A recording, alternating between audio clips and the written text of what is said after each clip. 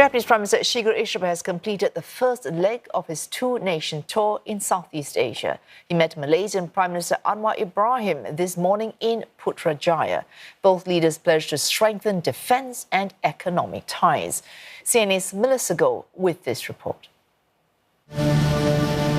Malaysia rolled out the red carpet for visiting Japanese Prime Minister Shigeru Ishiba. Now, it's his first bilateral visit since he took office last October, and he chose Southeast Asia, a region which he viewed with utmost importance to Japan, he said, amid the uncertain global geopolitical landscape. Now, a brief four-eyed meeting was held between Prime Minister Anwar and Prime Minister Ishiba before a joint delegation meeting that was attended by Sarawak Premier Abang Johari Oping and National Oil and Gas Company CEO. Prime Minister Ishiba says the last time he was here in Malaysia was 34 years ago, adding that he's intrigued by the country's development, while Prime Minister Anwar thanked Japan for its contribution and support all these years, adding that there's tremendous opportunities for cooperation between both countries in the field of green investment and energy transition. At a news conference later, Prime Minister Anwar described the bilateral meeting as one of the most extensive he's had, from energy transition to carbon capture, utilization and storage to hydrogen production. Both countries pledged to deepen cooperation. Now, Malaysia wants Japan's help to transform East Malaysian state of Sarawak into a regional energy hub.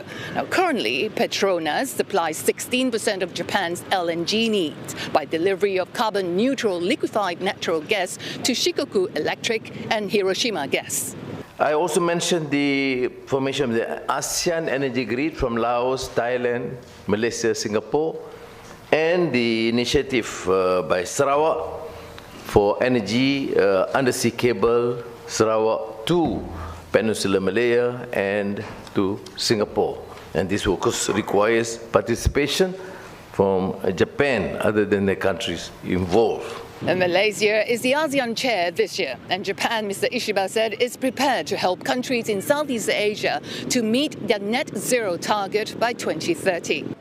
And Malaysia also welcomes Japanese companies' participation in the mining and development of non-radioactive rare earth products. There are important components for electric vehicles and wind turbines. Now, while lending its support and expertise in flood prevention and disaster management, Mr. Ishiba also pledges Japan's support in helping Malaysia in furthering peace in South China Sea and the Middle East. 危機の課題といたしまして、東シナ海、南シナ海、中東、ミャンマー情勢等を取り上げてやり取りを行い、これらについても緊密に意思疎通をしていきたいということで一致を見たところであります。Mr. Ishiba heads to Jakarta next to meet with Indonesian President Prabowo Subianto. Melissa Go, CNA Putrajaya.